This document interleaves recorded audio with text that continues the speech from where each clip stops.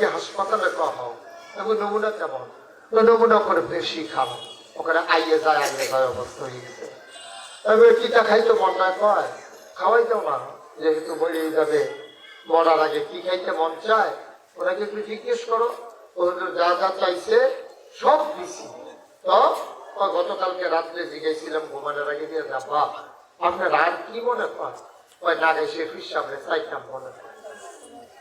সেটা উনি বলতে পরে যখন বলছে যে নাগে শেফির সামনে চাইতাম মনে হয়, স্টেশনের মাইকগুলো বাড়াই দাও, ওরা শুনতে পাচ্ছে না, কাছের গুলো বাড়ায়, মনিটর গুলো বাড়াইও না, স্টেশনের গুলো বাড়াই দাও। আমি ভিড় দিতে না করছিলাম, এই যে ঘুমঘুমিতে উঠে কথা বলে এটা জিরো করে দাও, যখন ধাক্কা খায় এরা জিরো করে দাও। তা আমি যখন বললাম যে কি কয় আপনার চাইতো মনে হয়, ঠিক আছে এরকম একটা কথা বললে যত ব্যস্ত থাকি না গিয়ে তো পারা যায় না। তখন আমি গেলাম ওনার হাসপাতালে, গিয়া ওনার বেডের পাশে আমার একটা চেয়ার দিচ্ছে।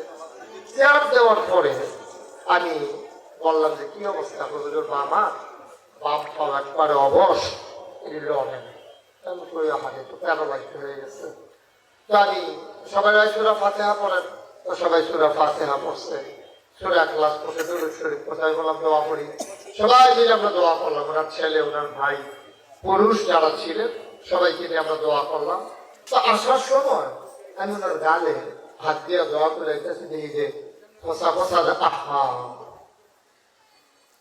দেখি যে ফসা ফসা দাঁড়িয়ে দেওয়া যায়, ওই আপনার 1 মাস ধরে যে কামাইছেন আছে এরকম ফসা ফসা দাঁড়িয়ে। তাই আমার সঙ্গে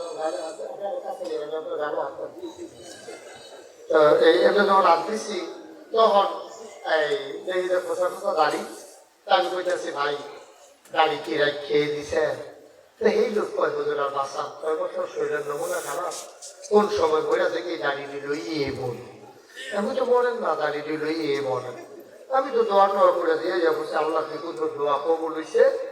উনি 1 মাস পরে মশাল্লাহ সুস্থ সবল মানুষ, বাজারও যায়, আইয়ে চা খায়, আকিস বিড়ি খায়, সব মিলিয়ে জিলিয়ে চলতে আছে। এর ভিত্তিতে আমার লোকে যা হয়েছে মাস খানে করে দিয়ে কামাই আবার কমা। এই কিন্তু আপনি আমার কি কইলেন দাঁড়িয়ে রাখতে দিচ্ছেন, কামাই দিচ্ছেন। এখন আমার দিকে হাসি দেওয়া করে শরীরটা আগেরটা ভালাই, তো শরীরটা যেহেতু আমার দাঁড়িয়ে রাখবো কিন্তু আবার খারাপ হইলে রাখবো মুসলমান। কি জিনিস চিন্তা করে না, সারাটা বছর আপনাদের কি করলেও খেলা হবে, খেলা হবে কইছে রে, সারাটা বছর করলেও খেলা হবে, খেলা হবে। ও মা খেলা যখন শুরু হয়ে বসে আমরা এখন একটা বললো যে আছে ওটা দিয়ে দিতে গিয়ে বলবো যে বানানো না, কারণটা কি দেখতে পাই সারাটা বছর কইলো পালাবো না পালাবো না, রাতের 12টা যখন পার হয়ে গেল আর খুঁজে পাওয়া গেল না, ঠিক কিনা?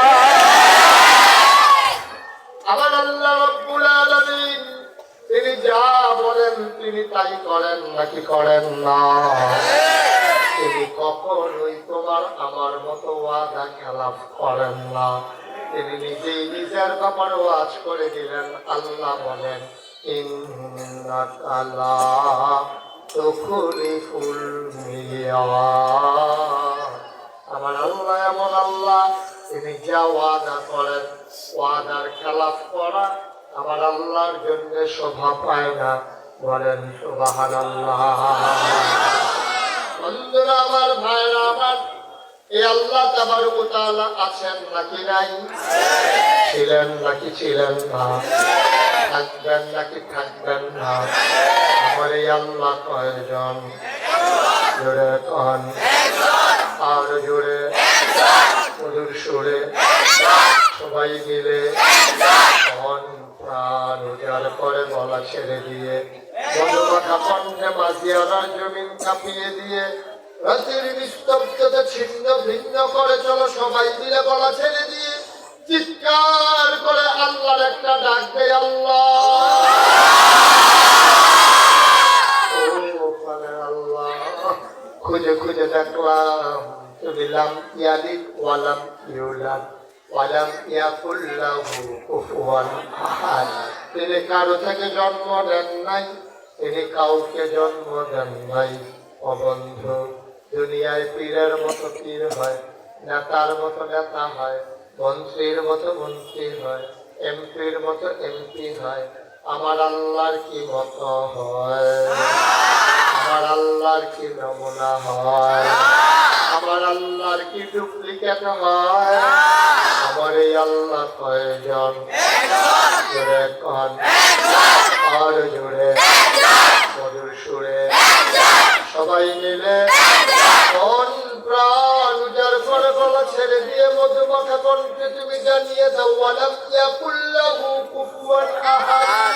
সব কিছুর মতো পাওয়া যায়, তুমি আল্লাহর মতো নাই, তার লয় নাই, তার ভয় নাই, তার শুরু নাই, তার শেষ নাই, তার আদি নাই, তার অন্ত নাই, তার দিগন্ত নাই, তার দেশপ্রয় নাই। তিনি ছিলেন, তিনি আছেন, তিনি থাকবেন, তিনি প্রয়োজন।